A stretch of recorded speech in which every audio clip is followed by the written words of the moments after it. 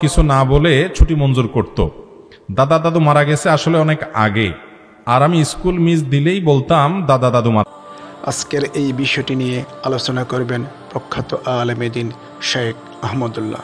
চলুন বিষয়টি দেখে আসি। কিছু না বলে ছুটি মঞ্জুর করত। দাদা দাদু মারা গেছে আসলে অনেক আগে, আর আমি স্কুল মিস দিলেই বলতাম দাদা দাদু মারা গেছে। কবে মারা গেছে সেটা কিন্তু বলতাম না, শুধু বলতাম দাদা দাদু মারা গেছে। এতে আমার গুনাহ হবে কিনা? সুবহানাল্লাহ। মানে চালাকিও এইভাবেও হয়, আল্লাহ মাফ করুন ভাইরা। এইভাবে যদি কোনো শিক্ষার্থী, কোনো ছাত্র যদি টিচারকে ফাঁকি দেয় এবং এভাবে কথা বলে ছুটি নেয়, তাহলে গুনাহ হবে এবং এটা সত্য কথা হবে না, এটা মিথ্যা হিসাবে বিবেচিত হবে। কারণ উসুলে ফিকহের একটি মূলনীতি হলো নিয়াতুল মুস্তাহলিফ ধর্তব্য হয়। অর্থাৎ আপনি যার সাথে কথা বলছেন, আপনার কথা থেকে তিনি কি বুঝছেন ওইটা দেখার বিষয়।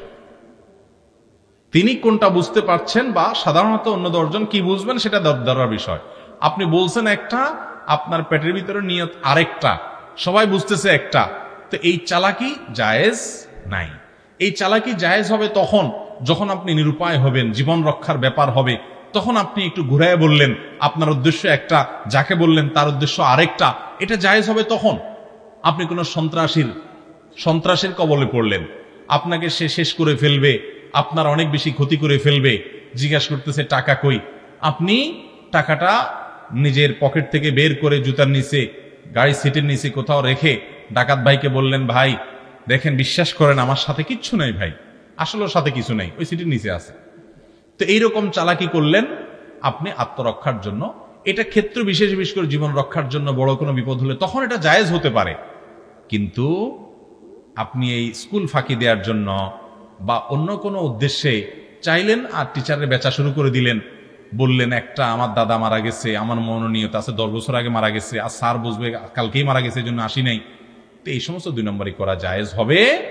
নবী করিম সাল্লাল্লাহু আলাইহি সাল্লাম বলেছেন যে মান গাশশা ফালাইসা মিন্না, যে ব্যক্তি কাউকে ধোঁকা দেয়, প্রতারণা করে, 2 নম্বরই করে, সে আমার উম্মত হতে পারে না।